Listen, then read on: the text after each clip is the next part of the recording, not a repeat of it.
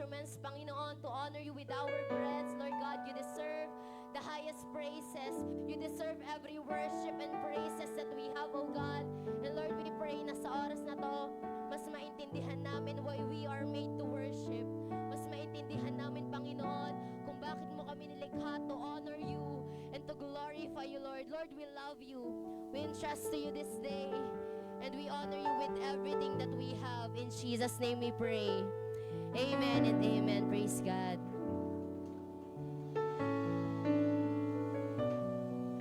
Praise sound.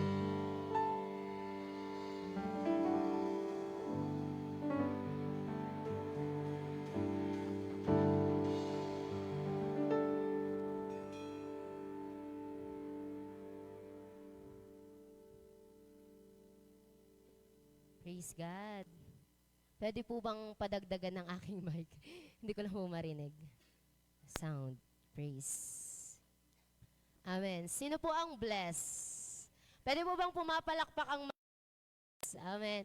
Come on, the best clap of praise.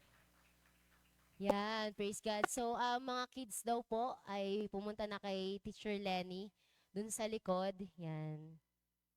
Amen. Praise God. So, before we start po our service, this word, let us first declare our calling verse.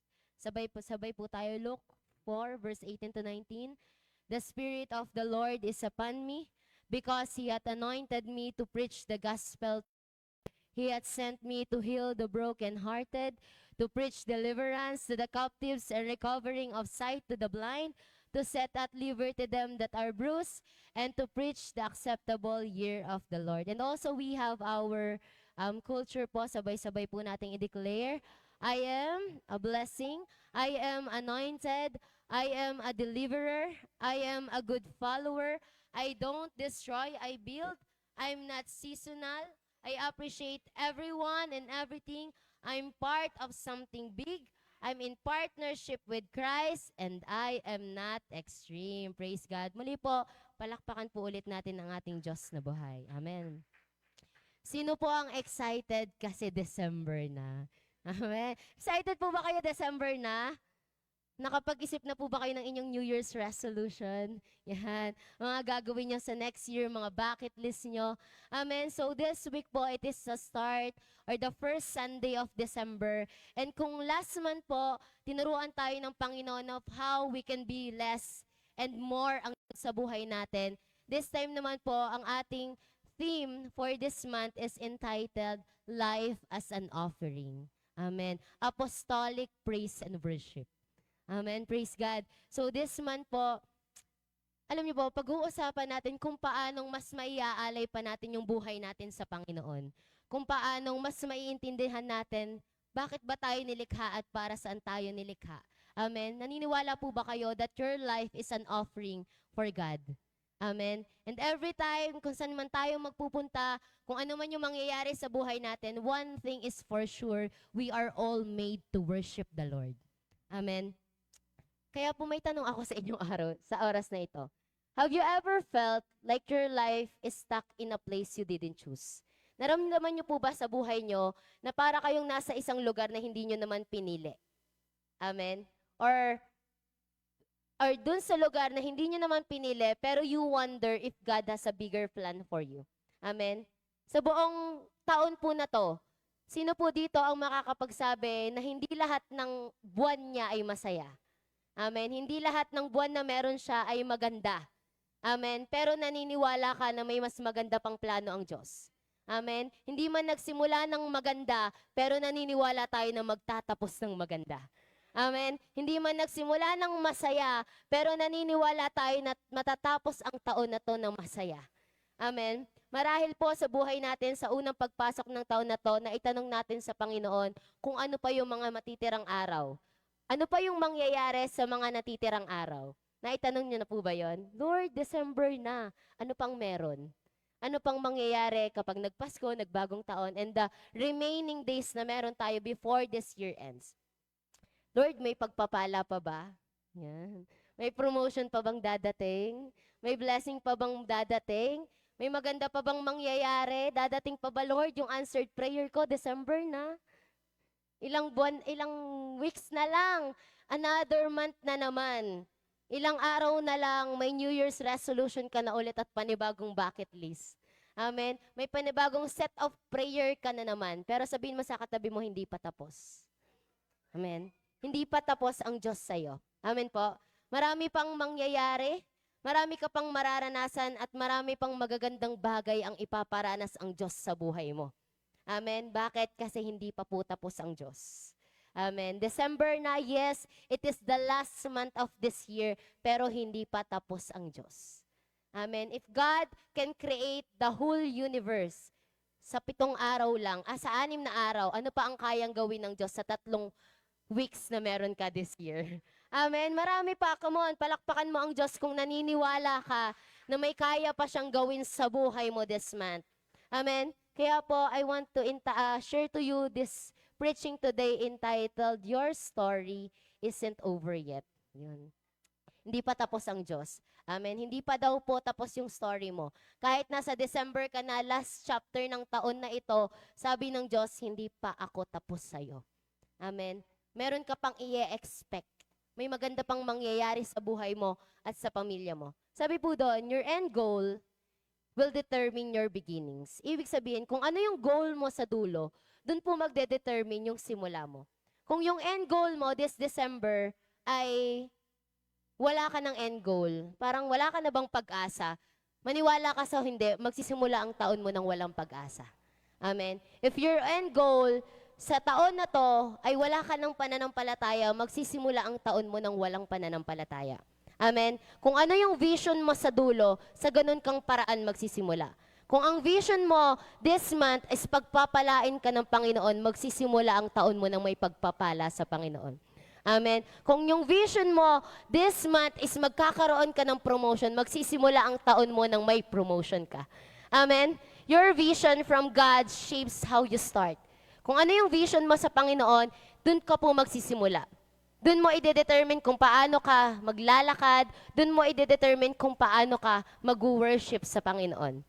Amen. Naniniwala po ba kayo? Kung ano yung mindset nyo ngayong buwan na to, ito yung magsiset sa mindset nyo sa buong taon. Amen. Kung nananampalataya ka ngayon na kaya pang baguhin ng Diyos ang buhay mo, church, humanda ka. Kasi may mas magandang plano ang Diyos sa'yo for the next years. Amen. For the coming years. So I wanna share po to you the life of Joseph. Sino po dito ang may kilala kay Joseph? Amen. Si Joseph. So si Joseph po, alam po natin ang buhay ni Joseph. Joseph, the dreamer. Sabi po doon, his life didn't begin in the palace. Ang buhay daw po ni Joseph ay hindi nagsimula sa magagandang bagay. It begins in pain. Amen. Nagsimula siya sa sakit. He was betrayed, he was sold, falsely accused, and imprisoned. So tingnan po natin ano yung meron sa buhay ni Joseph. Una, Joseph dreams in favor. So si Joseph po, sa lahat ng magkakapatid, siya po yung pinakamahal ng tatay niya. Amen? Siya po yung tinatangi ng tatay niya yan. Kung sa lahat ng magkakapatid, siya yung favorite. Pero, dahil siya yung pinakapaborito sa lahat, nainggit po sa kanya ang mga kapatid niya. Amen? So, which made his brothers jealous. And alam niyo po, dun sa moment na yon, una pa lang, ipinakita na ng Diyos sa kanya kung anong plano ng Panginoon sa buhay ni Joseph. So, when Joseph was still young, he had a dreams that showed he will rule over ng mga kapatid niya. So, una pa lang, may vision na ang Lord sa kanya. Amen po. Una pa lang, may pangako na ang Diyos kay Joseph. Amen? Pero after nung nangyari na yon, nung nalaman ng mga kapatid niya na he will rule over them, nainggit po yung mga kapatid niya. At the same time, nayabangan sila kay Joseph. Parang sino ka para sabihin na you will rule over us? Kaya ano po yung ginawa ng mga kapatid niya? Pangalawa, he experienced betrayal and slavery. So dahil nga po sobrang inggit ng mga kapatid niya, binenta po nila si Joseph para maging slaves. At siya po ay kinuha ng mga Egyptian. Genesis 37:28. So when the Midianite merchants came by, his brothers pulled Joseph up and sold him for 20 shekels of silver to the Ismaelites who took him to Egypt. Imagine that. Paborito ka ng tatay mo. May pangako ang Diyos sa'yo, pero binenta ka lang ng mga kapatid mo. Amen? Binenta ka lang sa mga Egyptian for For how much? 20 shekels silver. Ang amount mo, ang value mo, 20 shekels silver lang. Gusto niyo po bang maibenta? Ayaw niyo po, di ba? Amen. Pangatlo po, Joseph in Potiphar's house. So Joseph po, nung siya ay binenta, siya ay nahulog sa bangin, siya po ay ginawang, natagpuan po siya ng King of Egypt. And by that time po, siya po ay ginawang Egyptian official. Amen. Dahil nga sa gift na meron si Joseph, nakita po that he is made for something. So nagkaroon ng turnover yung buhay niya, naging Egyptian official po si Joseph. Pero hindi po doon nagtatapos yung paghihirap niya. After po noon, nung siya po ay nasa bahay na ni Potiphar, yung asawa ni Potiphar, gustong-gusto po si Joseph. And that time, nung ayaw po ni Joseph, kasi syempre siya ay nagpupuri sa Panginoon.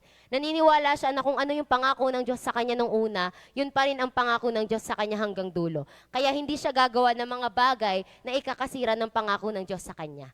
So, dun po sa temptation na meron yung asawa ni Potiphar, itinanggi po yun ni Joseph. Pero dahil nasaktan yung babae sa kanya, alam niyo po ang nangyari, he was falsely accused. Na si Joseph daw po is may masamang balak dun sa asawa ni Potiphar. So he was thrown into the prison. Amen? Tinapon na nga for slavery, binenta na, tas tinapon pa sa prison. When Joseph thought that everything in his life is going so well, siya po ay nakulong dahil siya ay napagbintangan. So Joseph in the prison, and even in the prison po, Joseph was so favored. Alam niyo po yun, that's the beauty when you have the promise of God in your life. Kahit hindi maganda yung nangyayari sa buhay mo, basta pinanghahawakan mo yung pangako ng Diyos sa'yo, may magandang mangyayari pa rin. Amen? Even if you are in the middle of pain, maiintindihan mo pa rin na may mas magandang plano ang Diyos sa buhay mo. Amen? Sabi po doon, Genesis 39:21-23, the Lord was with him.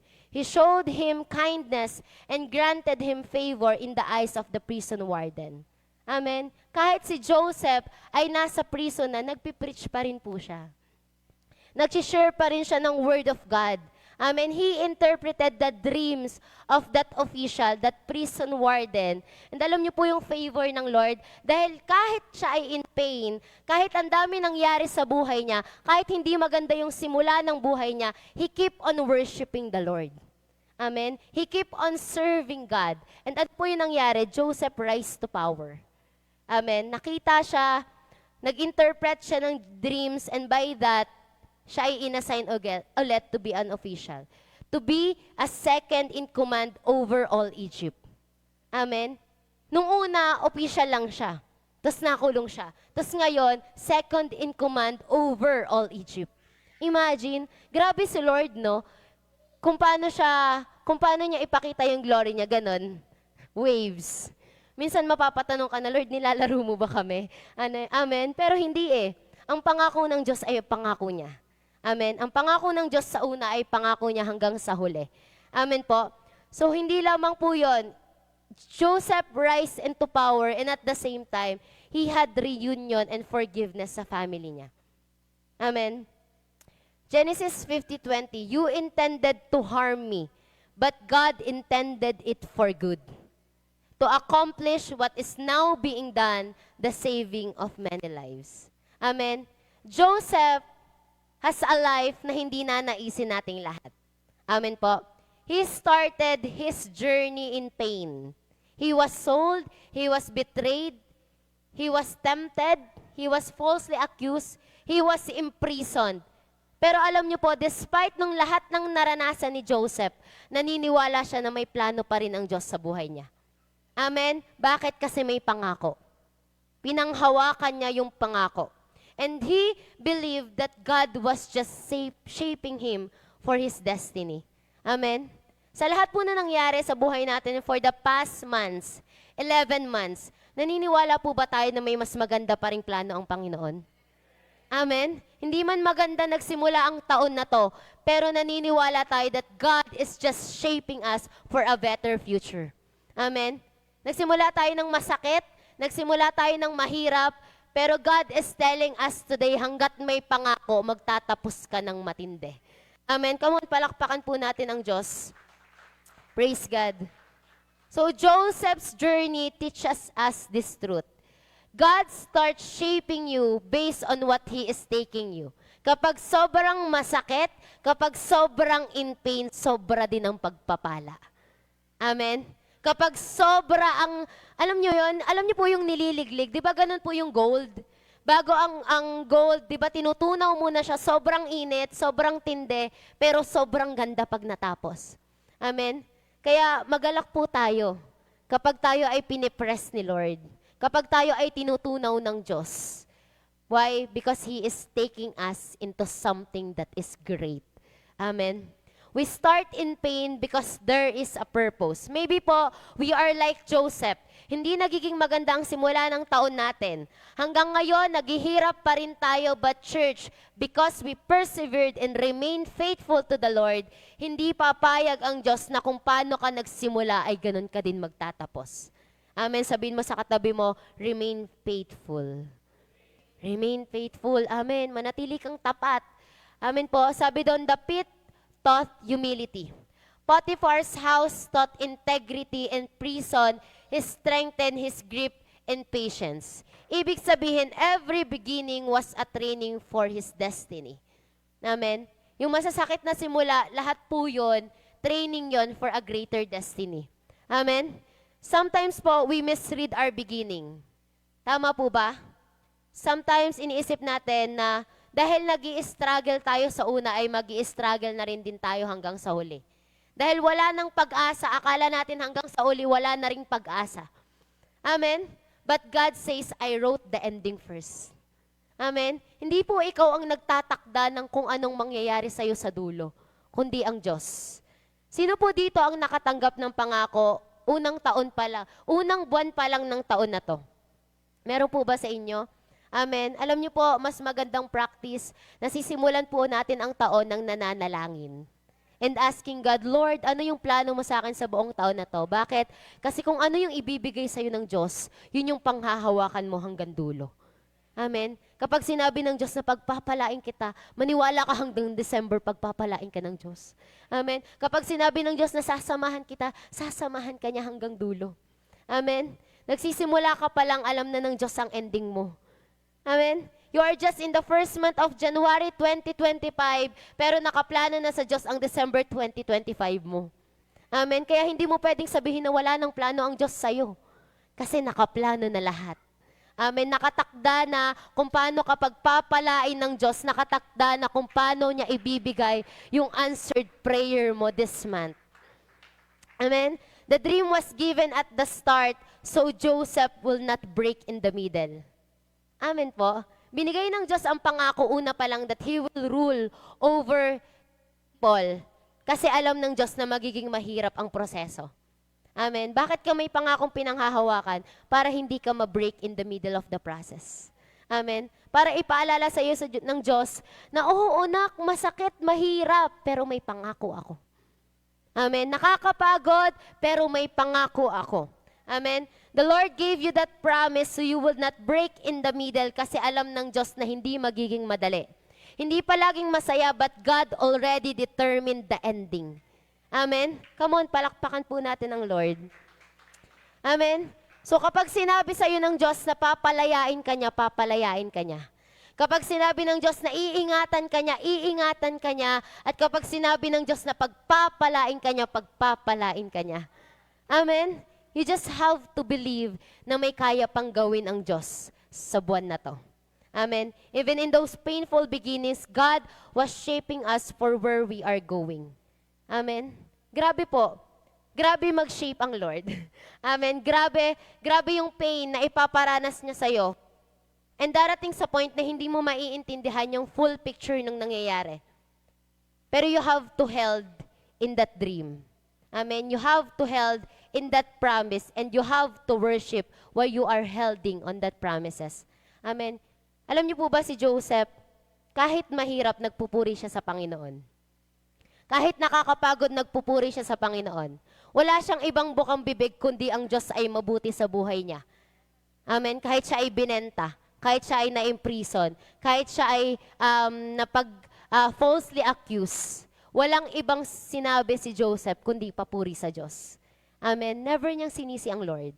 Kahit mahirap yung simula, kahit masakit yung simula, He remained faithful worshiping God. Amen. Sabi doon, kahit hindi niya naiintindihan, magpupuri siya. Amen. Kahit nasasaktan, magpupuri tayo, at kahit mahirap, magpupuri tayo. Amen po. Kasi may pangako at mangyayari yon. Amen. Ano po yung ginagawa natin kapag nahihirapan na tayo? Nagpupuri po ba tayo sa Lord? Amen. Amen. Because worship is not just a song. Tama po ba? Worship is who you become while waiting for God's promise. Ang worship po, hindi yan respond dahil malungkot tayo. Mag-worship ako kasi malungkot ako, kailangan ko maging masaya. Worship is not made dahil may pagpapala ka. Mag-worship ako kasi pinagpala ako ng Diyos. Tapos kapag wala ng pagpapala, hindi ka na mag-worship. Amen? Hindi ka na mag-worship kasi, Lord, ang hirap ng nararamdaman ko eh. Hindi na ako mag-worship, ang hirap pumunta sa church. Amen? But you know, worshiping is who you become while you are waiting for God's promise. Amen? Worship keeps you connected to God who wrote your ending. Amen? Mararanasan mo at malalaman mo ang plano ang Diyos sa buhay mo if you know how to worship God. Amen? Hindi po batayan ang emotion mo to worship the Lord. We are made to worship. Hindi ka pa ipinapanganak, wala pang nangyayari sa buhay mo, nakatatak na sa'yo that you are a worshiper of the Lord. Amen? Kaya you have to worship God. Sabi doon, worship is what sustained Joseph. Worship is what realigns our heart to God's plan, and worship is what keeps the dream alive even when the process feels painful. Amen? Kahit mahirap yung sitwasyon, ina-align pa rin tayo ng worship sa Panginoon. Amen po? When you worship, you are declaring, God, I trust you even when I don't understand the beginning. Ang sarap po magpuri sa Panginoon, tama po. Kanina habang sinasabi natin, and I will build my life upon your love. Diba? We are putting our full trust to the Lord. The Lord, I am worshiping you and I will build my life to you. Pero paano po natin pagkakatiwalaan ng Diyos sa buhay natin kung hindi natin naiintindihan ang sitwasyon? How can we trust God even if we don't understand the beginning? Kasi aminin man po natin sa hindi, kahit tayo ay may pangako na galing sa Panginoon, minsan nahihirapan pa rin tayo mag-worship. Amen? Minsan nahihirapan pa rin tayo magtiwala kasi mas nananaig yung nararamdaman natin. Amen? Sometimes we are like Joseph. We remain faithful because there is a promise. Pero sometimes, hindi tayo nagiging si Joseph kasi mas malakas yung pain kesa dun sa worshiping the Lord. Amen? And this time, how can we trust God even if we don't understand the beginning? Una po, you have to know that you are a powerful worshiper of God. Amen? Sabihin mo sa katabi mo, you are a powerful worshiper of God. Amen. Psalm 8, 1-2. O Lord, our Lord, your majestic name fills the earth. Your glory is higher than the heavens. You have taught children and infants to tell of your strength, silencing your enemies and all who oppose you. Sino po dito ang nakarinig ng storya ng may isang bata na umiiyak pero na deliverance niya? Yung may karga. Narinig niyo na po ba yon? Hindi pa, di ba? Ibig sabihin, alam niyo po, yung unang iyak nyo, that is worship. Nung bata pa kayo, nung infant pa kayo, yung unang iyak nyo po, nung kayo inilabas sa mundong ito, that is worship. And that is powerful. Amen? Because it declares life. Amen? Unang iyak mo. Kasi di ba ang bata kapag hindi umiyak, delikado yan. Pero kapag umiyak ka, ibig sabihin may buhay. Amen? Ibig sabihin, the moment that you start crying, nung nilabas ka sa mundo ito, you are worshiping God. Amen? Because you are declaring life. And sabi po dito, you have taught children and infants to tell of your strength, silencing your enemy and all who oppose you. Ibig sabihin, kung ang bata at ang isang infant is may kapangyarihan to silent the enemies, ano ka pa? Amen? Na kayang magsalita, na kayang mag-declare, na kayang sabihin na mabuti ang Diyos at kaya kanyang palayain. Amen? You are powerful enough to worship God. Amen? Naniniwala po ba kayo doon? You are powerful worshiper of the Lord.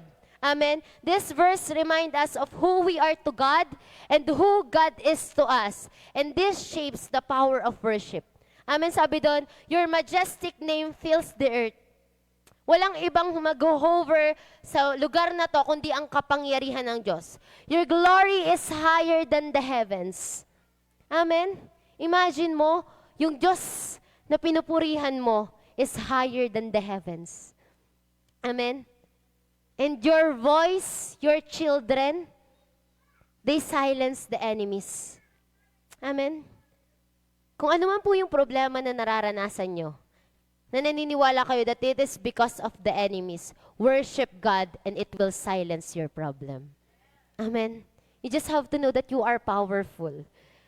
That you worship God with power. So worship is not dependent on circumstances. It flows from who you are in God. Sabi po doon, even in the pit of prison, Joseph's heart could still praise God. Amen po. Even po na si Joseph ay binitray, siya ay tinapon ng mga kapatid niya, siya ay binenta, siya ay nakulong, wala siyang ibang kayang gawin kundi papurihan ng Diyos. Amen? Bakit? Kasi your worship doesn't determine based on your situation. Amen? Hindi ka mag-worship dahil malungkot ka kasi gusto mo maging masaya. Hindi ka mag-worship dahil na-promote ka or dahil may pagpapala ka. Hindi yun ganon. You will worship kasi you are made to worship. Amen? Wala nang iba pa. Kailangan mo malungkot ka, masaya ka, may pagpapala ka man o wala. You have to worship God. Why? Because you are made to worship. Amen? Nandito ka sa Sunday, nag-worship ka hindi dahil may problema ka. Andito ka kasi gusto mong papurihan ng Lord. Kasi dun ka niya nilikha. Amen? So you fully understand that God designed you to worship and that you are powerful enough to worship. Hindi po natin nakikita, pero may nangyayari in the spiritual realm kapag tayo ay nagpupuri sa Diyos. May pusong nababasag, may panalangin na natutupad, at may mga bagay na akala natin wala ng pag-asa, nagkakaroon ng pag-asa. Amen? Because we worship the Lord. And sabi po doon, worship is innate. Amen? Ibig sabihin, yung worship ay nasa dugo mo na. Amen? Kaya hindi nyo po pwedeng sabihin na, hindi ko kayang mag-worship. Hindi ko kayang magtaas ng kamay, hindi ko kayang kumanta. No, it is innate. And alam nyo po ba, ang worship, hindi siya pinipilit. Kusya sang lumalabas. Amen? Hindi mo kailangang gayahin kung paano sila nagtaas ng kamay. Hindi mo kailangang gayahin kung paano sila kumanta. It is innate. Lalabas sa'yo kung paano ka magpupuri sa Diyos. Amen? It is natural because God placed worship inside of us since the beginning. Amen? Una pa lang nag-worship ka na. Una pa lang nilikha ka na ng Diyos para magpuri. May problema man o wala, you have to worship God. Amen? Sabi po sa Genesis 1:27, we are made in His image. And Genesis 1:1, for the one who has always existed. Amen? Nilikha ka not to worship yung katabi mo, but to worship the Lord. So worship is not something we learn. Worship is something we're born with. Amen? Kaya naniniwala po ako na lahat ng tao na nasa lugarin na to, kaya nating magpuri sa Panginoon. Kaya nating sabihin that God is good all the time and all the time. Amen. Praise God. So God Himself placed that ability in us. That's why worship is powerful because it is a piece of God inside you, responding to God above you. Amen. Bakit po makapangyarihan ang worship? Kasi yan ay parte ng Diyos na nilagay niya sa'yo. Amen. Yan ay parte ng Diyos na kahit anong gawin ng tao, hindi niyan maaalis sa'yo. Amen. Worship God with all you have because it is innate in you. Amen. Pangalawa po, worship, you are worthy and honored by God. So how can we understand the plans of God? Kahit hindi maganda ang simula, you have to know that you are worthy and honored by God. Psalm 8:3-5. Sabay-sabay po tayo. When I look at the night sky and see the work of your fingers, the moon and the stars you set in place, what are mere mortals that you should think about them? human beings that you should care for them, yet you made them only a little lower than God and crowned them with glory and victory. Praise God. Ulitin ko po, sabi doon, what are mere mortals that you should think about them? Human beings that you should care for them, yet you made them only a little lower than God and crowned them with glory and honor. Amen? Grabe po, no? Nilikha ka ng mas mababa ng kaunti lang sa Panginoon. Amen? So after ni Lord, sino ang susunod? Ikaw na. Amen? Imagine that you are worthy and honored by God. Tingnan mo yung katabi mo. Grabe yan. Grabing tingnan niya ng Lord. Very, very honored by the Lord. Amen po. Sabi doon, human beings that you should care for them. Sino nga po ba tayo para pagtuunan ng pansin ng Panginoon? Sino tayo para bigyan ng oras ng Panginoon? But still, God made us just a little after Him. Amen? Hindi po ba kayo nagagalak that you are honored and you are worthy in the eyes of the Lord? Amen? That you can command the angels, the enemies, and the other things under God kasi nilikha lang kayong mas mababa ng kaunti sa Diyos. Amen? You are so worthy. Sabi doon, Joseph's worth wasn't defined by betrayal or rejection. It was defined by God. Worship reminds us of our true identity even if life seems unfair. Alam niyo po, hindi naging identity ni Joseph lahat nung nangyari sa buhay niya. Hindi naging identity ni Joseph yung betrayal or rejection. Hindi naging identity ni Joseph yung weakness, yung failures, yung sin, or yung past na meron siya. Why? Because God crowned him with glory and honor. Amen? Ibig sabihin, kung paano nyo tingnan yung sarili nyo, hindi po yun nagmamatter. Ang nagmamatter ay kung paano ka tingnan ng Diyos. Amen? And always remember that you have been crowned with glory and honor. Amen? Wala nang iba. Ikaw ang pinakamaganda sa lahat. Amen? Sa lahat ng likha ng Diyos, ikaw ang pinakamaganda. The Lord doesn't just care about you, but He also crowned us with glory and honor. Imagine mo kung gaano ka ka-importante sa Panginoon. Higit niyang nakikita yung halaga mo over everything. Amen? Sabi doon, sometimes we doubt ourselves, but God never doubts His design. Amen? Sa lahat po ng nilikha ng Diyos, ikaw po yung pinakamaganda. Sabihin mo sa katabi mo, tayo ang pinakamaganda. Amen? Tayo ang pinakamaganda sa likha ng Diyos. Amen? Nakakapagsalita po ba ang mga ibon? Amen? Nakakapagpuri po ba ang mga ibon? Nakakapag-computer po ba ang mga ibon? Di ba hindi? Tayo lang yung nakakagawa ng mga bagay na hindi kayang gawin ng iba. So you are made beautifully. Sabi po, Psalms 139:14. I praise you because I am fearfully and wonderfully made. Your works are wonderful, I know that full well. Amen? Sabihin mo sa katabi mo, you are fearfully and wonderfully made. Amen? Kaya wala na po kayong ibang makikita pang mas maganda pa dyan sa katabi nyo. Yan lang yon. Amen? Because you are fearfully and wonderfully made. And always remember, church, never po nagkamali ang Panginoon. Amen? Never nagkamali ang Panginoon kung paano Kanya dinesign. Amen? Kung paano Kanya nilikha. He didn't make mistake choosing you, calling you, and loving you, and creating you. Amen? Hindi po ikaw walang kwenta. Hindi ka isang bagay, hindi ka isang tao na pagkakamali lang. Kasi sa Diyos, ikaw ang pinakamaganda. Amen? And because God esteems you, your worship becomes a reflection of how He values you. Kung paano po natin mahalin ang sarili natin, kung paano natin bigyan ng papuri ang Panginoon, dun magre-reflect yung value na meron tayo. Amen? Because we acknowledge that we are fearfully and wonderfully made. Amen? We are so blessed that we can worship the Lord in anywhere and anytime. Amen? Grabe po no, sobrang blessed natin.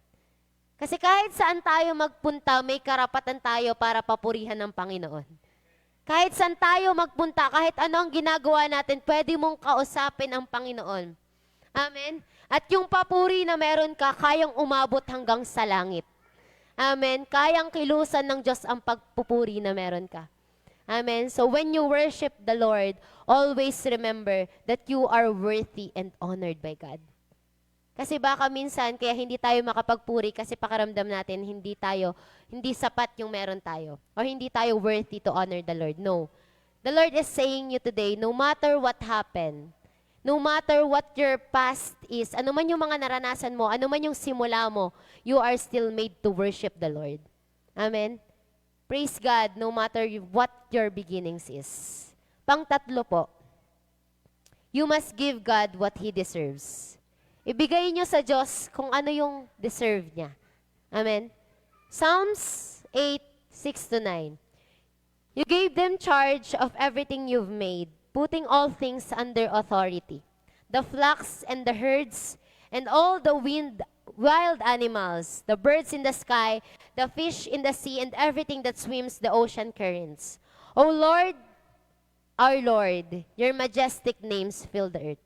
Again, di ba po sabi kanina, the Lord gave you the authority over everything. Kasi ginawa ka lang mas mababa ng kakaunti sa Panginoon. And sabi dito, you have given the charge of everything that the Lord's made. You have authority over all things. The flocks, the herd, and all the wild animals, the birds in the sky, the fish in the sea, and everything that swims ocean currents. Yon, may authority ka. Amen? Lahat yon, kaya mong pasunodin. Bakit taong pinakamagandang nilikha? Kasi yung mga isda, pagkain lang natin yan. Amen? We can create crops through the works of the Lord. Lahat ng yon, kaya nating i-claim. Kaya nating gawin ng paraan. Kaya nating lumikha out of that because we have authority over those things. Amen? And we have to know that in everything that we have, in every authority na binigay sa atin ng Panginoon, ang balik ng papuri ay hindi po sa atin. Yun ay sa Lord. Amen? Sabi po kanina sa preaching ni Rev Gio, preaching is for you to hear from God. Ito pong preaching na to, ito po ay nangyayari para may makuha ka sa Panginoon. Amen? Preaching is for you to hear from God. Pagpapalain ka, ibibless ka ni Lord, sasamahan ka niya. That is what preaching is for. But praising is for God to hear from you. Amen? Ang pagkakataon lang po na may nakukuha ang Diyos sa atin is when we are worshiping the Lord. Amen? Kapag tayo ay nag-worship, nagbabalik tayo sa Diyos. Nagbibigay tayo sa Diyos. At kapag tayo ay nakikinig, tumatanggap tayo galing sa Diyos. Kaya every worship that we are doing is an opportunity to give back to the Lord. Amen? Kaya every time po na tayo kumakanta, tayo ay sumasayaw, ibigay po natin yung the best natin sa Lord. Amen? I remember po, nung ako ay nagsisimula pa lang sa Lord, na dumaan din po ako sa proseso na, Lord, worthy ba akong itaas yung kamay ko sa'yo kasi ang dami ko nagawang kasalanan? Tama ba na nandito ako sa Sunday, nagpupuri sa'yo, pero bago ako pumunta dito, ang dami kong ginawang hindi magagandang bagay. And yung akala natin, yung ganyang kataas na papuri, gumaganyan pababa. Kasi nahihiya na tayo sa harapan ng Diyos. Amen po. Pero God impressed something to me, na no matter what our situation is, we have to worship God higher than higher. Amen? Hindi dahil hindi ka worthy, hindi dahil makasalanan ka, kundi dahil deserve ng Diyos ang papuri mo. Amen? Joseph honored God through integrity, obedience, and excellence, even when no one was watching. Worship is both our response and declaration that God, you are greater than my situation. Amen? When you lift your hands to the Lord, sinasabi mo na, Lord, I surrender because you are greater than my situation. Hindi man ako worthy, hindi man ako perfect, pero I will worship you because I am made to worship you. Creation, worship effortlessly. Sabi po doon, ang birds, ang sea, ang mountain, ang star, lahat po sila dinedeclare ang glory ng Lord.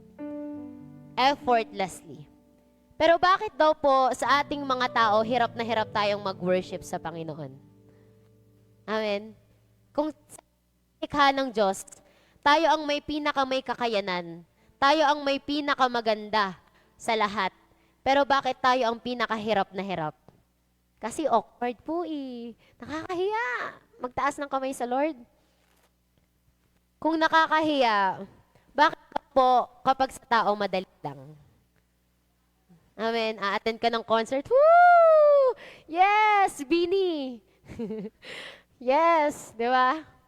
A-attend ka ng mga celebration, pero kung pumalakpak ka, sobrang taso, nakita mo yung paborito mong artista. Pero bakit pag si Lord na yung nasa harapan mo, hindi mo maipalakpak ng ayos yung kamay mo?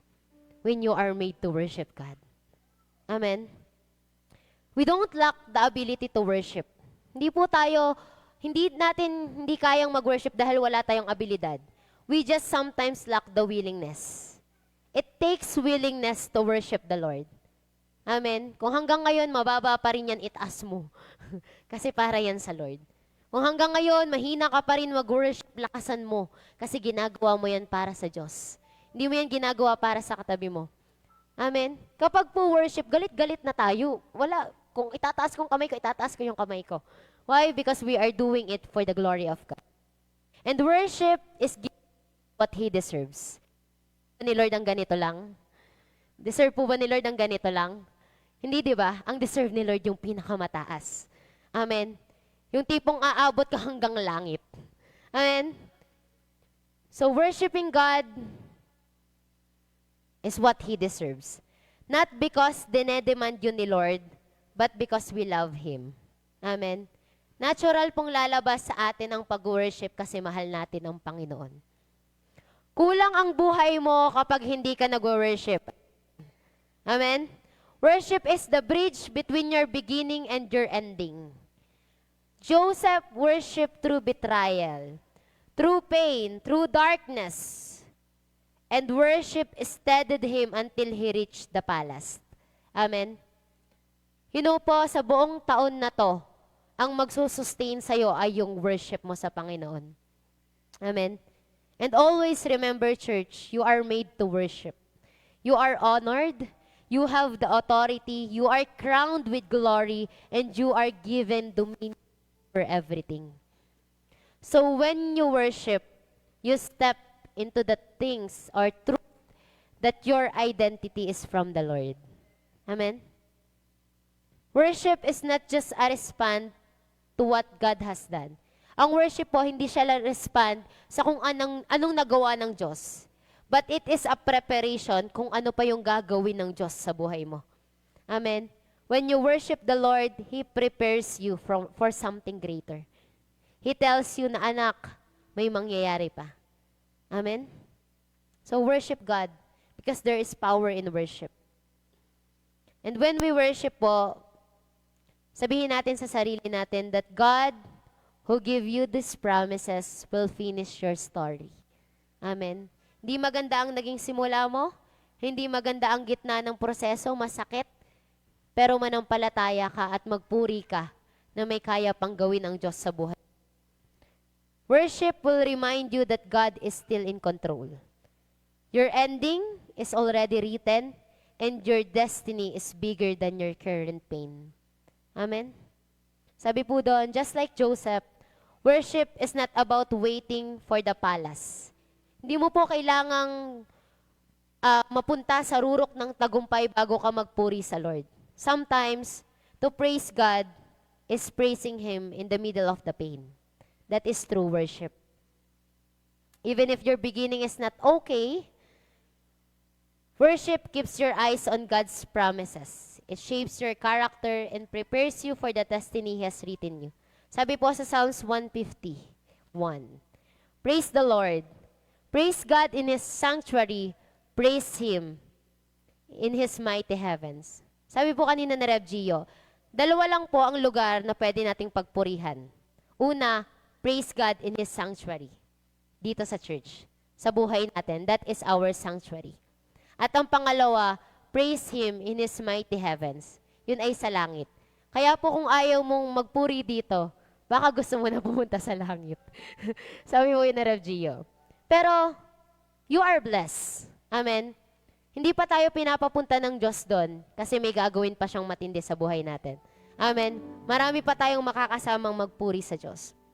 So, when you worship God, in the middle of the pain, in the middle of what is happening in your life, maniwala ka at manampalataya ka na sa buwan na to may matinding gagawin ng Diyos. Amen. May pagpapalang ibibigay ang Diyos. May ihahabol ang Diyos. Hindi mo inaakala, hindi mo pa nakikita, pero may ibibigay ang Diyos. Your story isn't over yet. So worship. Amen. Hindi pa tapos ang storya mo, kaya magpuri ka sa Diyos. Come on, pwede po ba tayong tumayo lahat? And we will give God the best praise and adoration. Hindi dahil nakatanggap tayo ng magagandang pagpapala sa buhay natin, kundi dahil deserve ng Lord ang papuri natin. Come on. Yung best na kaya mong ibigay sa oras na to. Because the Lord is so great. Imagine, for the past 11 months, He sustained you. He provided. Yung akala mong wala nang pag-asa, pero pinagpala ka pa rin ng Panginoon. Binigyan ka pa rin, sinustain ka pa rin. Despite all us being unfaithful, the Lord remains faithful to us.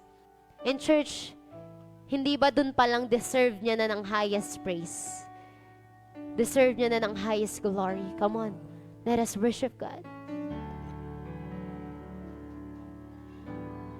All the saints and angels bow before your throne. Worship. And all the elders cast their crowns before the Lamb of God. Come on, sing. And say, you are worthy of it all. Yes, Jesus. You are worthy of it all.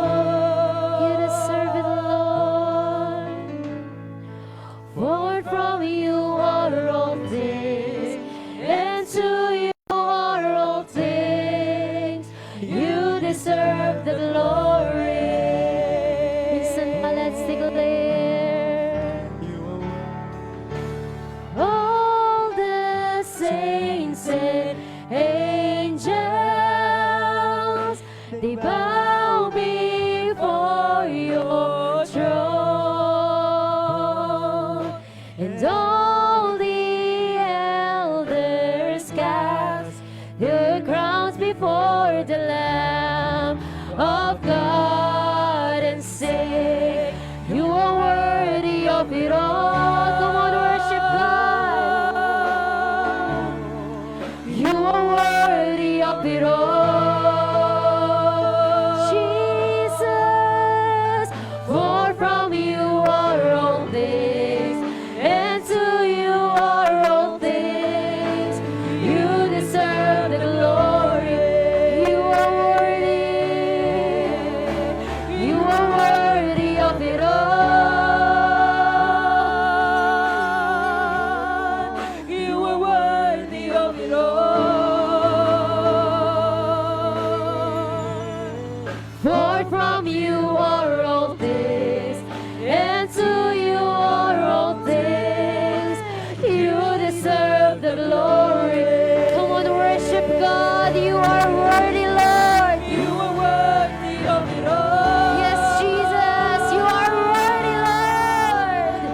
You are worthy of it all. For from you are all things, and to you are all things. You deserve the glory.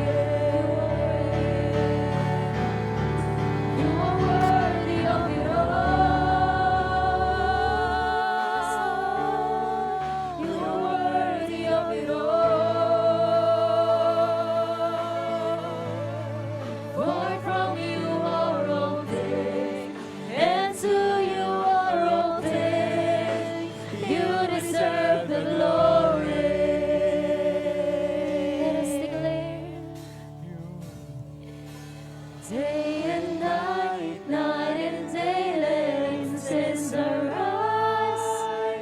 Day and night, night and day, let incense arise. Come on, let your praise arise. Day and night, night and day, let incense arise. Day and night, night and day, let incense arise. Day and night, night and day, let incense arise. Day and night, night and day, let incense arise. Day and night, night and day, let incense arise. Day and night, Come on, worship God. let incense arise. Day and night, night and day, let incense arise. Day and night, night and day, let incense arise. Day and night, night and day, let incense arise. Day and night, Come on, let us sing night along.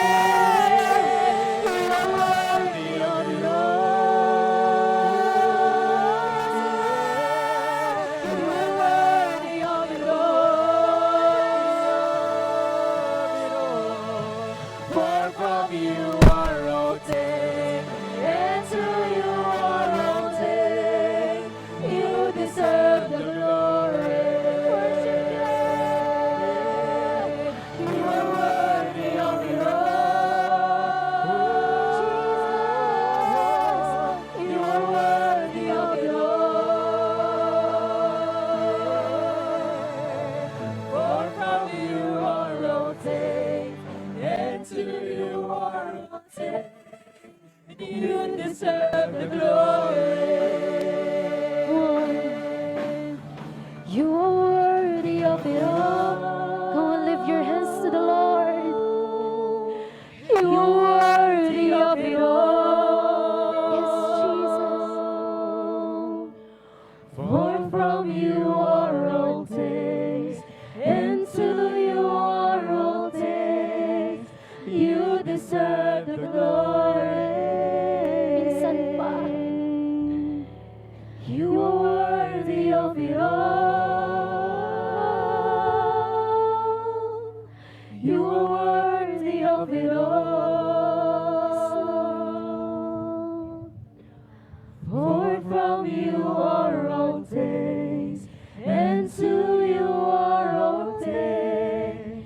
You deserve the glory. Lord, for the last time. Yes, Jesus.